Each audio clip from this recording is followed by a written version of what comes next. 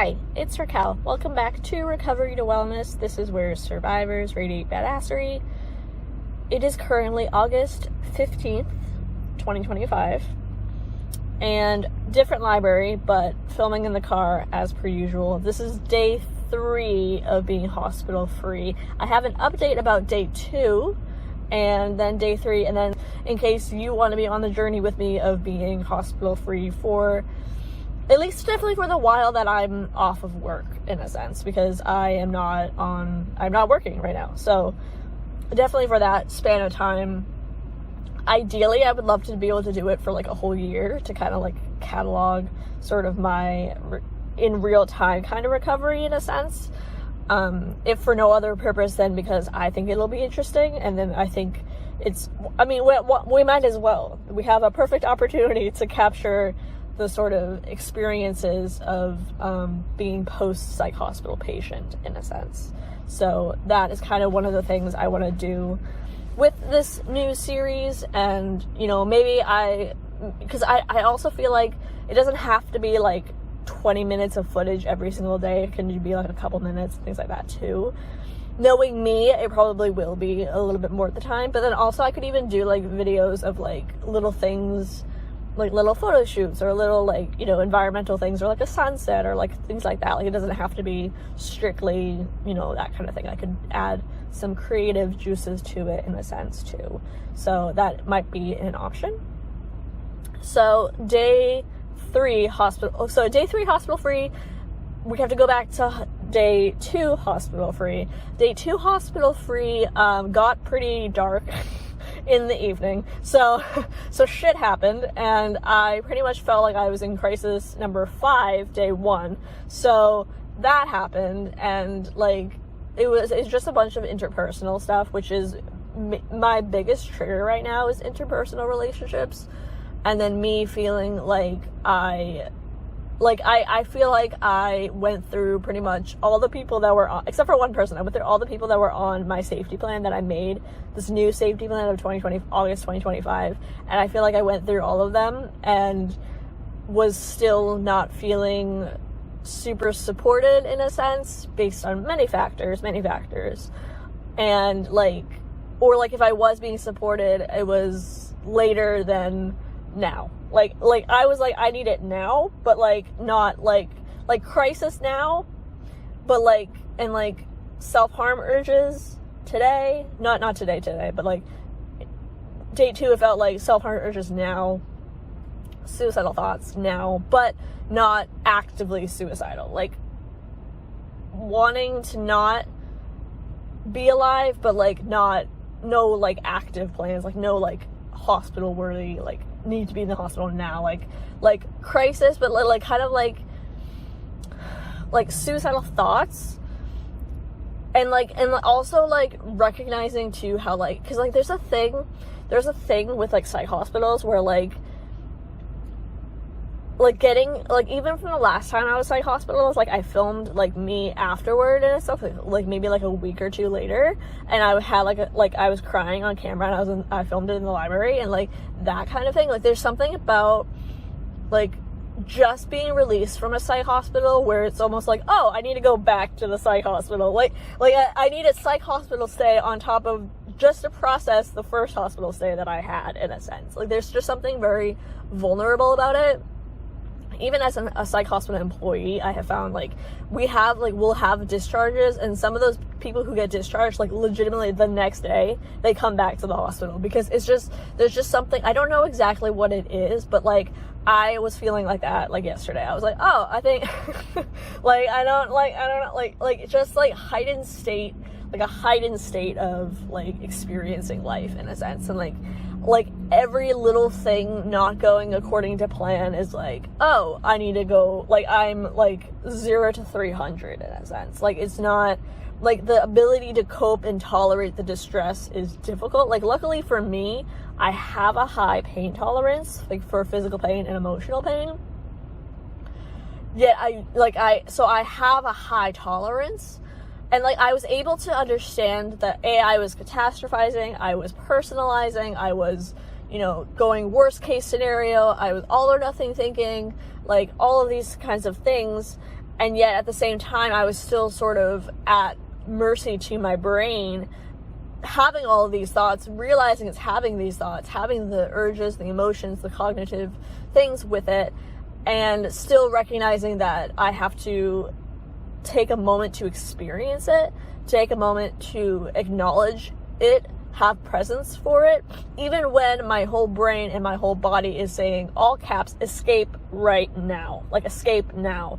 So like understanding that that is happening, I guess somewhat accepting that it's happening, making room for it to happen, and still not acting in any way, not acting in a harmful way, not acting in an unhealthy way, not acting in an unhelpful way, rather actually by sort of almost having inaction, the inaction really being recovery in a sense, the inaction being, I'm just going to sit with this, I'm going to feel it, and I'm going to wait for it to go away, because it will go away. It will disperse. And sometimes, big quote that I had in my mind, I came home after program and stuff, I went home and I was feeling this stuff. I had a whole, like, I was crying, I was sobbing in my room, like it was not good. I was listening to like sad songs, like sad music video, lyric videos and stuff like that, and I was just full on, like I sat, my bed is like here and my bedroom door is here, I closed my bedroom door and I went around to my other side of my bed, like back facing the door, and just sobbed. Like, it was also to the point, I've never cried so much before, where like my shoulders were like legitimately like shaking and like moving up and down. Like if you would have seen me from behind, you might have thought I was laughing, but I wasn't laughing, I was sobbing, and like quietly sobbing, and just like having a really hard time. Not having a good time. 0 out of 10 would not recommend. Like, but like even just like things like that, like I've hit a new stage in my mental health journey where like I'm experiencing things I've never before experienced, and it's just weird and wild, and I don't like it. And like, so like I thought about the quote, the devil whispered in my ear, you're not strong enough to withstand the storm. Today I whispered in the devil's ear, I am the storm. Like that quote was really prominent in my mind.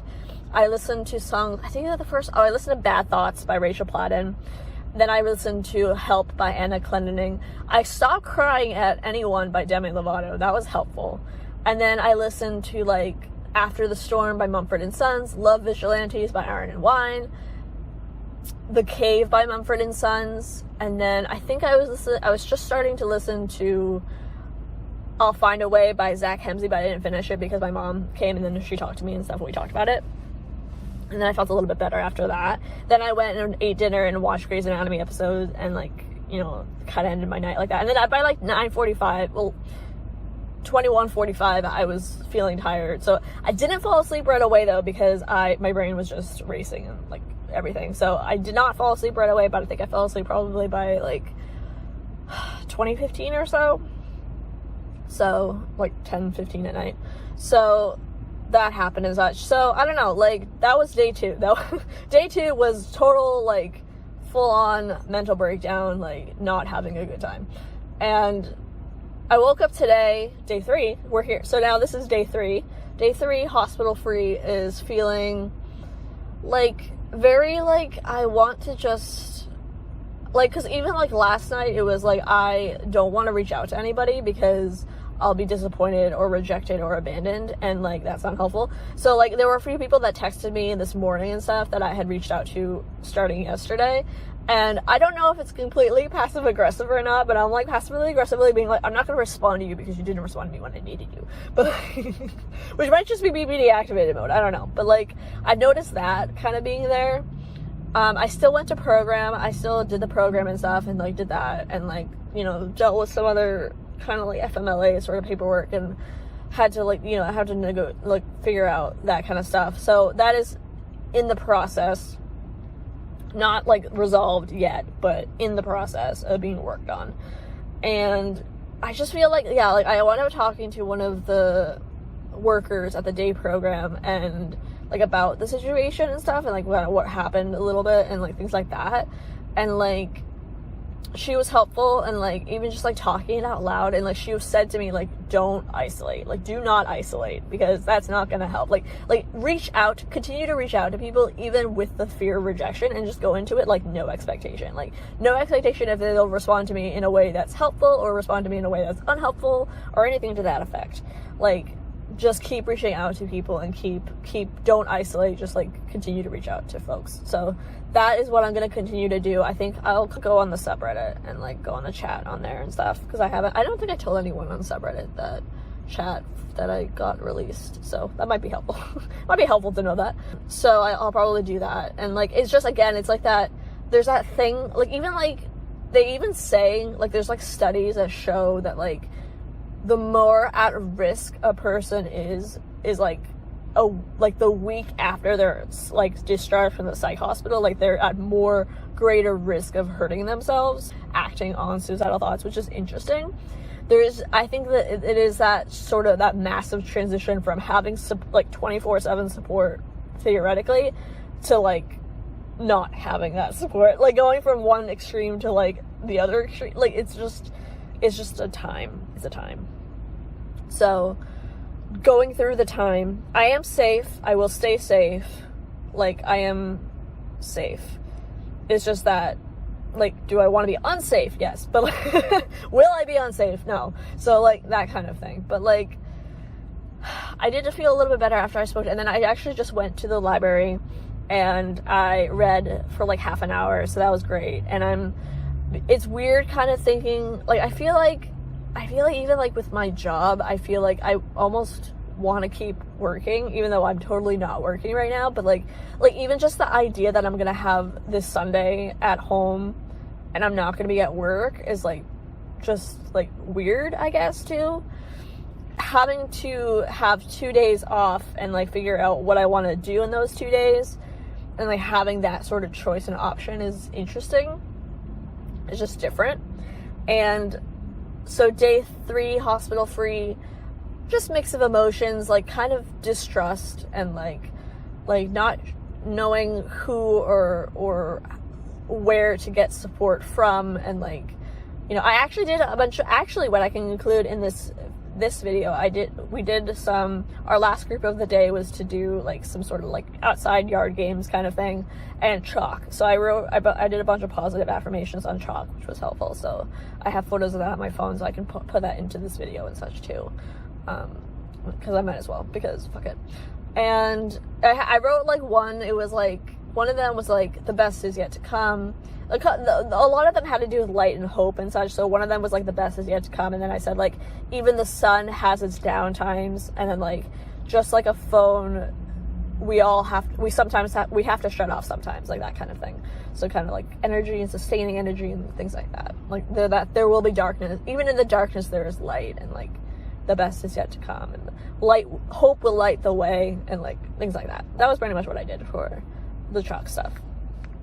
Any other wisdom do I have to impart on the last 2 days, I guess? Anything residual? I mean, I started looking for other jobs on day 2, which started off with a lot of hope, minimized a lot of hope, came back to just neutral, and then was just whatever, you know, like, I don't know. So it's a whole other, I think, because like I think I do love my job. Like I do love my job. It's just that how I'm receiving feedback from it has been very stressful and like unhelpful. Like something I liked about one of the group leaders today was kind of talking about how like if we don't agree with something that's being brought up in group, like welcoming the space to talk about it, to like address it in the space of group. Like I really liked that, because like I think that's something that I do, like online especially. I'm very much a promoter of like, if you don't tell me what's wrong, I'm not gonna figure it out. Like you have to tell me. Like if the video is too long, like you're not listening to my 20-minute rambles, like let me know, so like I can adjust maybe, or at least just take in that information and then have, like, information and knowledge to me is power. Like, that is just so, like, I will research things, I will do, like, I will, like learning things is, like, helpful for me. And, like, so, like, if you think that if you have, like, an idea for a video, or you have, like, a type of video that you'd like to see, or, like, the length of a video, or, like, I mean, I can't guarantee that I will not talk for, like, half an hour or 20 minutes, but, like, I just find, like, if the noise is too loud, like, the AC is on in here, if you can hear it, like, if that is, like, bothersome, like, I will take that into consideration, because if you don't tell me, I can't change it if you don't tell me. And I'm not going to figure it out on my own if you don't tell me. So you have to kind of tell me. Like, I'm not going to figure it out. So I don't know what I'm doing. So it's one of those things, you know. And I appreciated that she had mentioned that in her group. She was kind of being like, you know, like, if you disagree with something, let's process it in the group. And, like, I feel like that's kind of how I've been online too. Like, if you have a criticism or a constructive criticism, tell me about it. I think the great thing about being online too is, like, I don't have to respond now. Like, I can wait like 24 hours, 48 hours, a week or something before I respond. Like, my reaction and my response can be two different things. And I really like that, I guess, too, because, like, I am not good, like, in the moment. Like, having me come up with, like, I was thinking about this yesterday too, actually, but, like, I'm an introvert, I'm a writer, I learn by observation. Like, I have to see somebody else do it before I'm, like, able to, like, kind of grab that skill and then apply it myself. So, like, and I think a lot of my current job has been, like, learning on the spot, like, learning by doing in the moment, because there's just not always the ability to train for every possible variable situation that can occur, in a sense. So, like, I think having that reminder for even myself of just, like, you know, if I, same way, like, as that clinician, like, let me know if something is not working for you and things like that. Will I absolutely 100% all the time change what I'm doing? No. I will appreciate that you told me something, though, you know, like, I will appreciate that I now have different information to go by. And I feel like, I don't know, I feel like I have that fundamental view on constructive criticism for sure, but also criticism, and yet at the same time, it is through these more critical meetings I've had at work that have really triggered me and really been unhelpful for me, and I don't necessarily know why, in a sense, and I don't necessarily know why it's such an issue right now. I mean, I think maybe the spontaneity, like, just the sudden random change of it is a factor, and I think it's also the factor that, like, I'm trapped in, like, I can't avoid it. I have to address it, and that just, like, really, like, triggers me. That makes me really anxious, and that makes me really depressed, and that makes me really suicidal.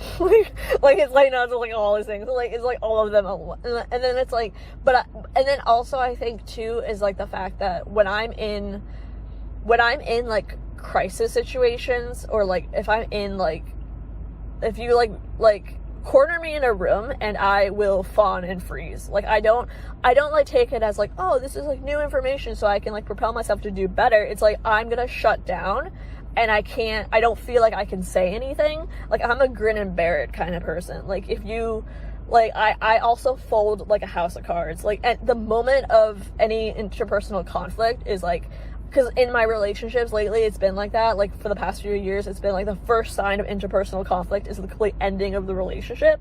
So, like, I don't know how to cope with and move through interpersonal conflict, in a sense. And also, maybe that also goes into the fact that I have been unavailable with my therapist has been unavailable. Like, I don't even know. Like, I have to find a new therapist. Like, it's all these things. All of these things are changing all at once, and it's just overwhelming.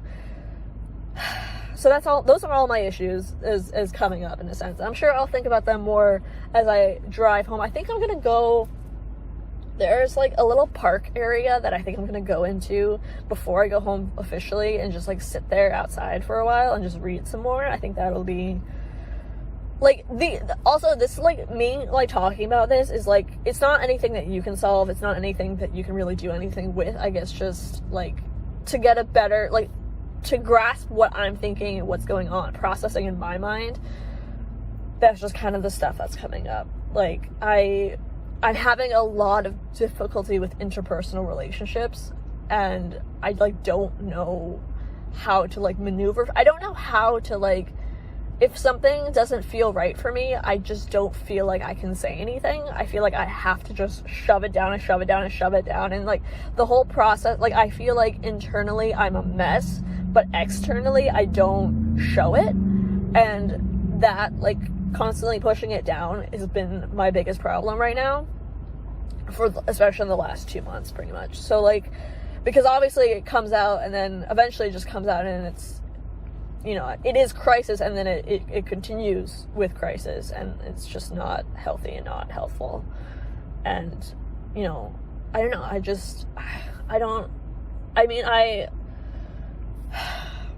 want to go back to work, like, that would be the thing, but, like, I have to be different when I go back to work, you know, like, I'm not going back to work right now, but, like, I have to be different the next time I go back to work, and, like, really kind of figure out, like, because I don't even know if it is worth it, in a sense, you know. It's just, but then if I don't work, then what do I do instead, you know? And that's the scary thing, the unknown of that is, like, shit, because I love my job, like, the actual part of my job that I do love, but it's just, there's elements now that are really stressful and, like, make me feel really trapped. And when I feel trapped, I get suicidal. Because then my brain is like, I need to get out of, I need to completely leave, like, I need to just disappear and, like, not, like, move away, like, just gone, escape now, like, that's, escape now is the thing. But it's like, no. You know, work through it, talk about it, but I feel like it's, I guess the problem that I'm having is, like, I like, it's like the solution would be to talk about it and address it, but, like, I feel that there would be penalties if I actually said it, or it's not appropriate for the relationship within the profession. So, like, but by their own, by everyone's own perspective, in a sense. So, by what I've been told already. So it's like, and, like, I can't be honest, and honesty is a value of mine. I can't be accurate because accuracy is a value of mine. I have to, like, I don't know, I just don't, I think it's, like, the same idea of how, like, I want to do a group, honestly, on, like, the how are you thing, like, how, like, in America, at least, like, I think a lot of the time we say, like, oh, hey, how are you, you know, how are you, good, great, how are you, good, like, that sort of is the greeting.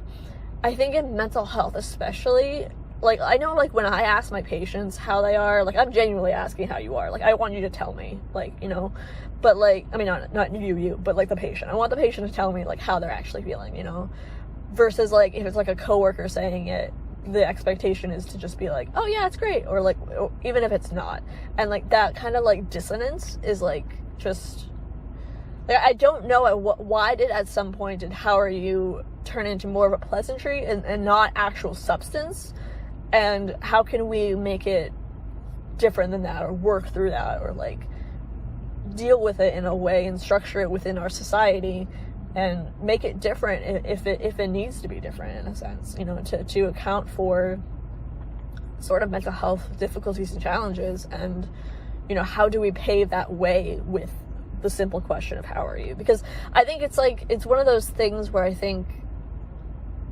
we kind of become into the social norm that when we ask each other how we are, we don't really care to know the actual answer. But I think it's very important that we do open ourselves as humans up to the actual answer, and, like, not just, like, saying hi, hello, but, like, really, like connecting with one another and connecting with what makes us human and what is important and valuable to ourselves. But maybe that's a larger conversation, I don't know. I think that would be an interesting group to do. I'd be down to do that. Anywho. Alright, so that's day 3. That's all of day 3's thoughts, and some of day 2's thoughts, and the rest of day 2 and all that stuff too. I swear to God, these videos will not be hours long, I promise, at some point. This is just kind of what we're getting. So, honestly, it's gonna be more painful for me to have to edit this than it's gonna be for you to have to just watch it. Like, or like you can watch it and like maybe put it on the background when you clean your house or whatever kind of thing. But this is the conclusion of day 3, hospital free, and we'll see what the next few days unfolds and are told. And my intention at the moment is to edit a video and upload it for this week. I don't know what video it will be by like tomorrow, Saturday. I do have a massage tomorrow, which I'm excited about, which is going to be good. I have to find an ATM, and I have to get gas again. Like I'm at like half a tank, which is wild. I do want to get gas before Monday so that I have that all done. Driving, but yeah. So that's the time. I don't have all my bracelets on or my rings and stuff, which is probably better anyway because I have to go to my massage tomorrow. But I'm very bare at the moment, and bearing my soul. So do of that what you will. Do of that what you will. Yeah, that's a question. Okay. All right. See you tomorrow. Bye. Guiding like a lighthouse to I will leave the light on.